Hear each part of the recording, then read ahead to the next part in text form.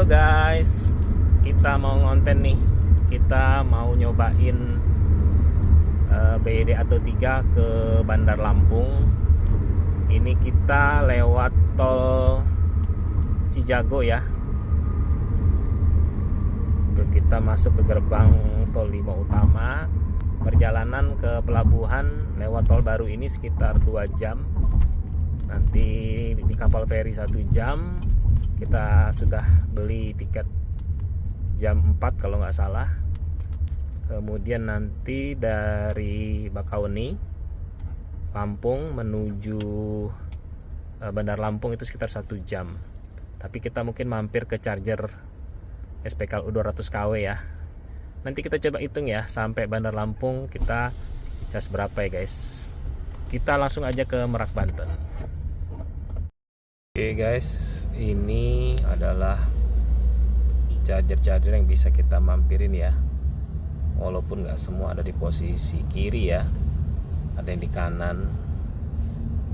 Rasanya kita nanti tidak akan mampir di charger-charger yang ada di Pulau Jawa ya. Nanti kita mulai ngecas di Lampung aja supaya nggak telat naik kapalnya. Nih contoh ada satu di Merak misalnya, itu nanti kita pas pulang aja nanti ya kita mampir ke sana. Nih guys, rest area 43, 45, Cikande kita pernah mampir ya. Kayaknya 43, 45 juga kita pernah mampir guys. Kemudian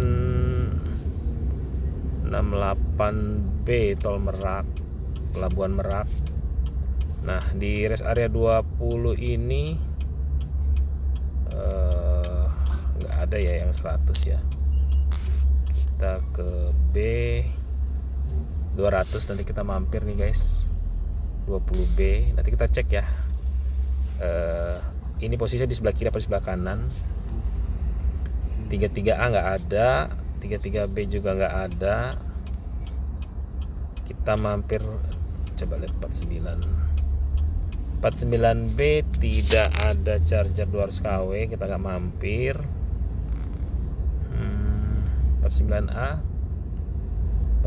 ada guys, kita mampir ya. Jadi ada 2 sudah. 49A, 67A enggak, 67B tidak. Teleskopik nanti kita mampir, tapi kalau nggak malam guys ya, kalau nggak besok kita mampir ya. Itu guys, jadi ada 3 guys. Kita udah sampai di Pelabuhan Eksekutif Merak. Tadi kita terpaksa ngebut ya guys. Tuh guys, dari 100% tinggal 65%, 283 km lagi, cukup ya guys. Nanti kita mampir ke charger 200 kW guys ya, kita isi sekaligus mampir bikin konten. Nih kayaknya kita sudah mau masuk kapal ya, last minute, tadi kita agak ngebut dikit.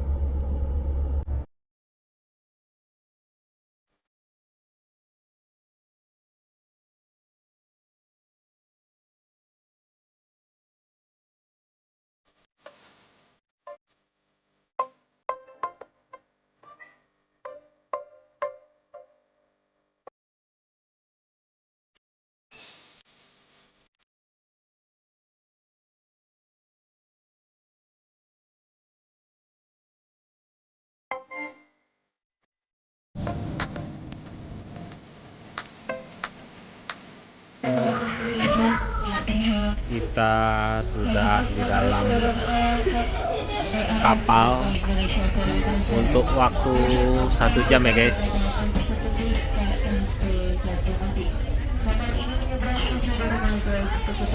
Kita sudah mau sampai Lampung ya.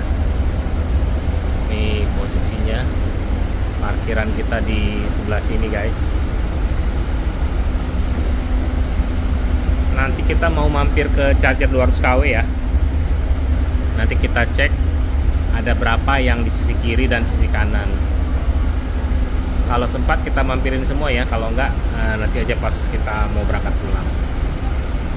Nah enaknya kalau di mobil listrik guys, kalau kita di kapal kita bisa nyalain AC ya, kita bisa ngadem, bisa tidur-tiduran nih. Itu guys enaknya guys. Kita sekarang sedang nunggu merapat ya ke dermaga Bakauheni. Guys, baru aja kita sampai di SPKLU yang kita tuju ya, 200 kW. Yuk kita tes ya, berapa dapatnya di sini. Apakah 88 atau bisa lebih, atau 85 seperti kemarin kita di Poltron. Yuk kita coba sini ya guys. Tadi udah ngisi dan dapatnya 88 kW ya, sesuai dengan klaim, bahkan cenderung lebih 89 kW. Untuk video lengkapnya silahkan tonton di sudut kanan atas ya, kita buatkan video terpisah.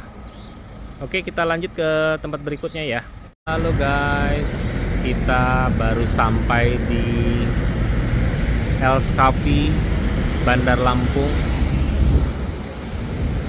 Kita mau konten lagi guys, nyobain charger 200 kW. Dulu saya mampir ke sini belum ada ini ya chargernya ya. Yuk kita coba yuk. Pesanan kita udah datang guys. L3, dear guest, your meal is ready. First, tray with blue light on is your meal. Be careful when picking it up.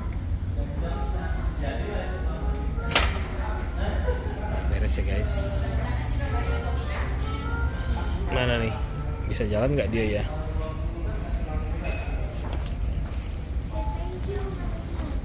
Please tap my face to thank you. Bye. Harus dipencet guys. Nabrak nggak tuh? Oke. Tuh guys.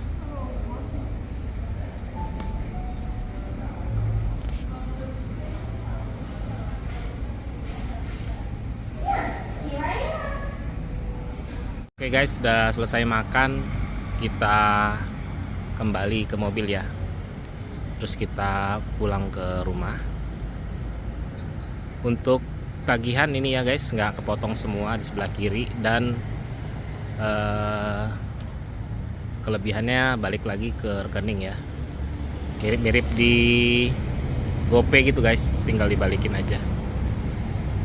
Oke guys, kita baru selesai dari Elskapi. Sekarang kita mau ke rumah dulu ya guys, sebelum besok lanjut lagi kita jalan. Persentase kita 65% ya guys, range 297. Jadi nanti kita mampir lagi ya pas mau pulang, kita ngecas.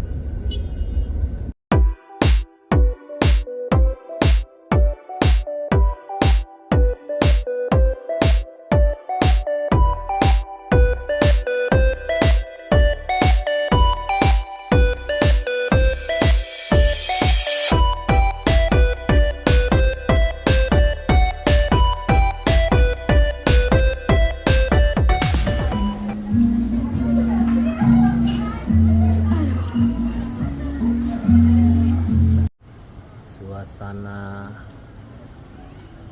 senja.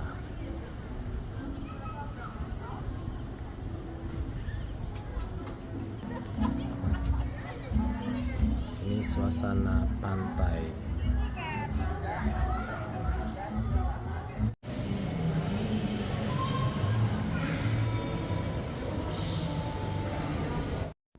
Guys, buat kalian yang mampir ke Lampung, jangan lupa mampir ke sini ya, ke Marriott Hotel. Ada di samping Pantai Mutun. Ini baru guys, punya private beach sendiri. Jangan lupa reservasi dulu ke restorannya ya. Kalau nggak kalian nggak bisa masuk ke dalam. Oke guys, kita udah sampai rumah ya. Tadi dari Marriott dan baterai kita 43% ya guys. Nih, jadi kita kan 2 kali ngecas kemarin ya di SPKLU 200 kW yang di kilometer 49A, kemudian di Elskapi ya 200 kW juga. Besok kita mau pulang ke Depok lagi guys.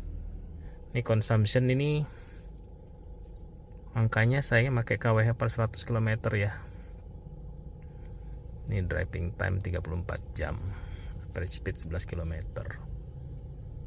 Oh iya, di video-video sebelumnya saya pakai video dashcam ya guys. Ini ada di SD card, di recorder.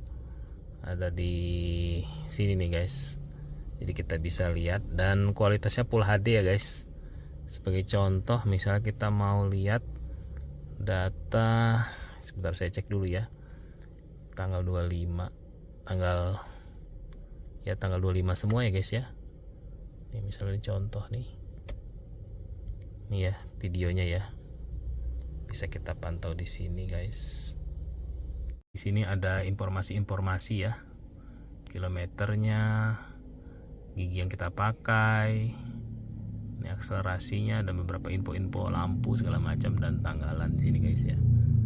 Cuma memang saya kemarin kelewatan ya beberapa foto, kayaknya sudah keburu hilang karena cuma 7 giga guys. Jadi ini terakhir dan ini yang kita pulang ya kayaknya ya. Tuh ya, kita nggak kemana-mana.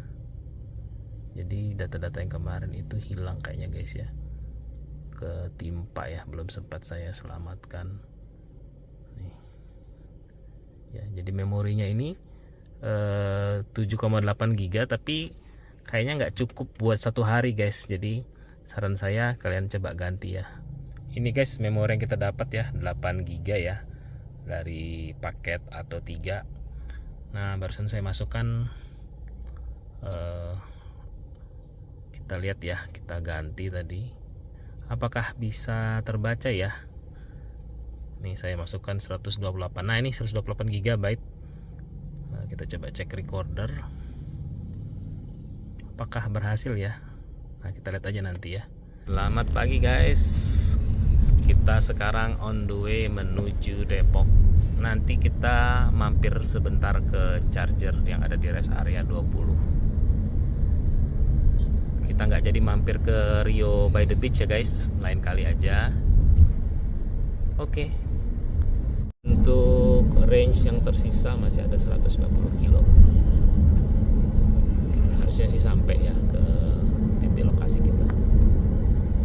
Guys, kita nggak jadi mampir ke rest area 20 ya. Nih rest areanya. Kita soalnya mepet karena tadi kelamaan beli bekal buat makan di kapal. Jadi kapal kita itu 10.15. Sementara nih guys, kelihatan nggak ya? Sementara range kita sisa 45 kilo dan 14% guys. Jadi dengan waktu yang terbatas ini ya tuh jam 9.38 kita nggak jadi ngecas, takut telat ya naik kapalnya. Rencananya kita mungkin ngecas di Pelabuhan Merak aja guys ya, di sana ada charger juga. Nih guys, mudah-mudahan kita sampai ya di kapal. Guys, baterainya masuk 10% ya guys. Range-nya tinggal 30. Kita jaga kecepatan ya. Range kita yang hendak ditempuh tinggal 13 kilo. Mudah-mudahan sampai kapal ya guys. Guys, update lagi, tinggal 7 kilo. Sudah kelihatan ya lautnya kalau di peta. Guys, kita sudah sampai range tersisa 22 km dan udah muncul indikator ya. Itu persentase berapa? 7%. Nih, tadinya kita mau mampir ke Rio by the Beach ya, nggak sempat, dan kita sekarang sudah ada di dermaga. Nanti kita ngecas di ini aja guys ya, di Terminal Merak. Mudah-mudahan lancar. Guys, kita sengaja turun ya, tapi itu udah masuk kapal sih. Sengaja turun mau nyobain masuk dari jembatan. Nih jembatan.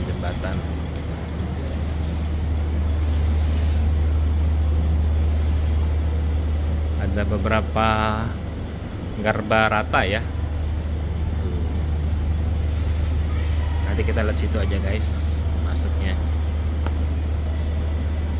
Rupa-rupanya pada tutup guys ininya, kafe-kafe di sini.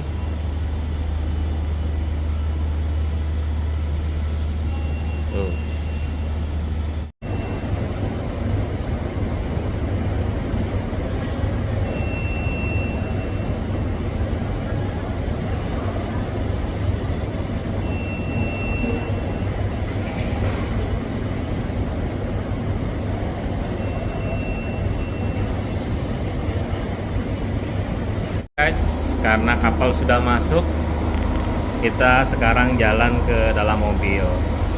Jadi tolong dipastikan ya, mobil udah masuk dulu sebelum kita masuk ke kapal lewat jalur ini. Karena kata penjaga tadi ada pernah kejadian yang ketinggalan guys, karena dia tidak ngecek dulu mobilnya udah masuk atau belum. Tadi kan lewat situ tuh. Yuk kita masuk sekarang guys. Jadi posisi SPKLU itu tidak cocok atau tidak sesuai untuk mobil yang baru turun dari Lampung guys ya, dari Bakau. Charger ini rupanya lebih diposisikan ke arah orang yang datang dari Jakarta, jadi khusus yang mobil datang. Oke, kita nih mau muter guys ke depan terus masuk lagi menuju posisi charger yang dimaksud. Guys, ternyata 4% ya. Jadi tadi kita diajak muter-muter. Jadi tempatnya nih nggak strategis guys, cuma cocok orang yang datang dari arah Jakarta. Nah, kalau misalnya nanti ada kejadian teman-teman yang dari Merak ya, nanti ada teman-teman dari Bakauheni, ya nanti coba aja puter ya, ngelawan arah di depan situ. Oke, kita ngecas ya guys. Sayangnya di sini ada Ioniq ya yang pakai charger fast charging. Kita berhitung dulu, kita isi dulu sedapatnya.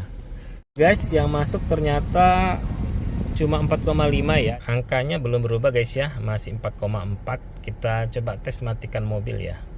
Oke, sudah saya matikan. Tuh layarnya udah mati ya guys. Dan ternyata agak lambat ya, angkanya bertambah. Saya mau lihat apakah angkanya tetap di 4,3 atau naik sesuai dengan angka di charger ya yang 6,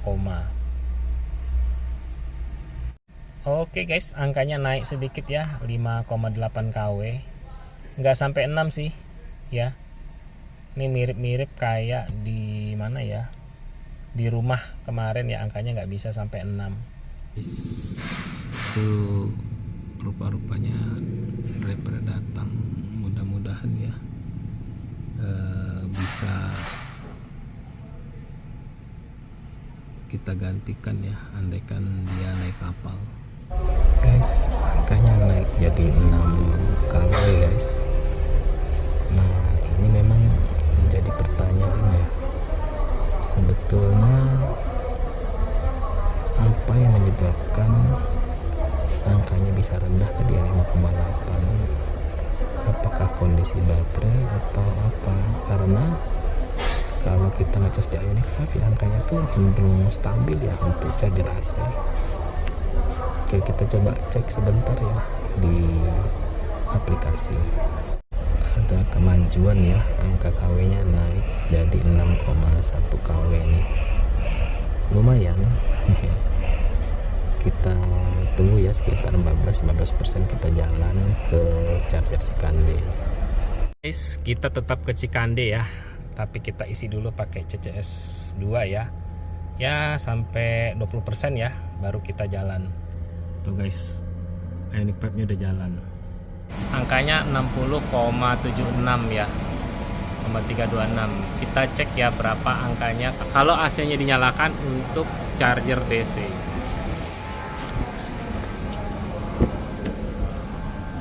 Nih guys, angkanya berkurang cukup drastis ya. Saya nggak tahu penyebabnya karena AC nyala atau apa, tapi kemungkinan besar karena AC nya menyala. Jadi boleh nyalain, tapi konsekuensinya angka yang masuk berkurang cukup signifikan.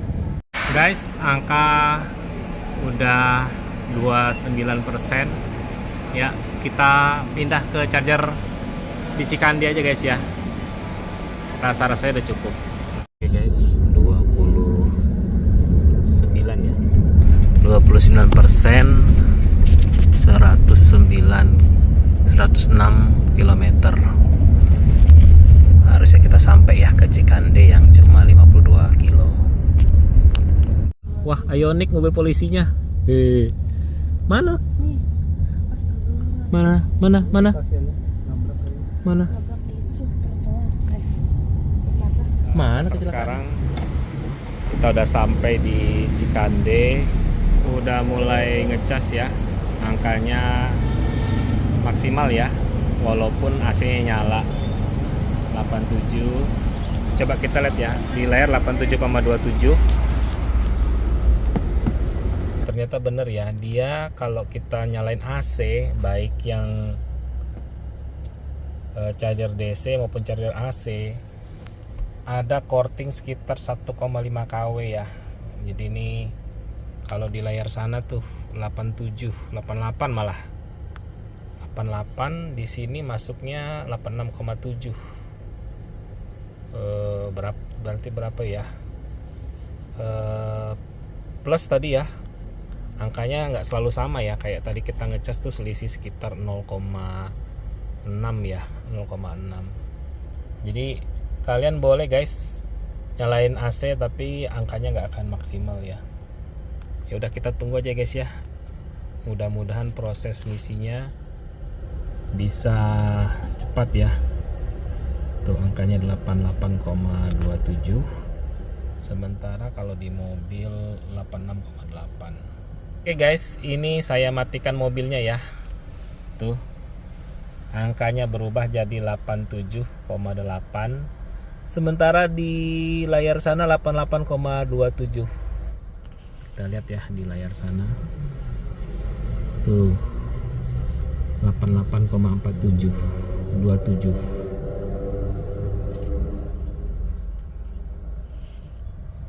Oke, kita nggak akan ngecas sampai full ya. Kita cuma ngecas agar sampai ke rumah aja ya. Jaraknya cuma sekitar 70 kiloan.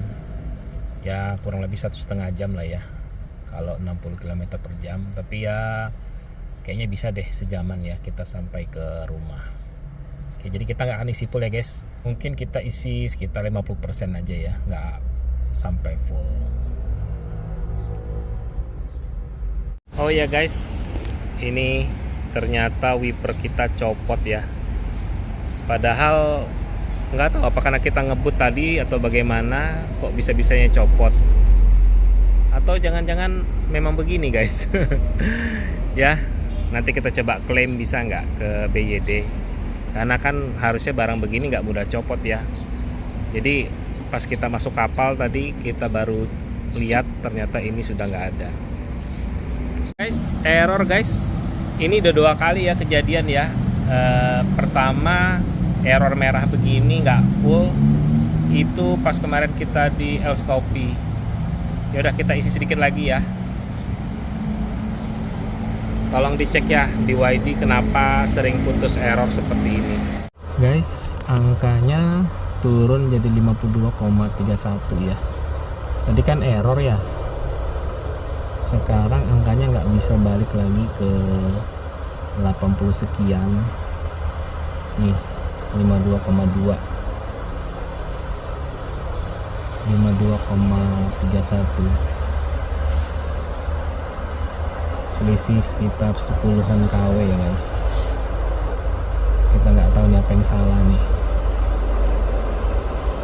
Jadi dia nggak bisa selalu di angka 80 kW ya. Kita lihat aja ya, kalau angkanya stay di sini mungkin kita putuskan untuk langsung pulang aja ke Depok. Kita lanjut perjalanan, angkanya 43%, range 175, dan kalau lihat di sini kita cuma menempuh berapa nih? 70 km. Jadi harusnya kita sampai ke rumah ya guys.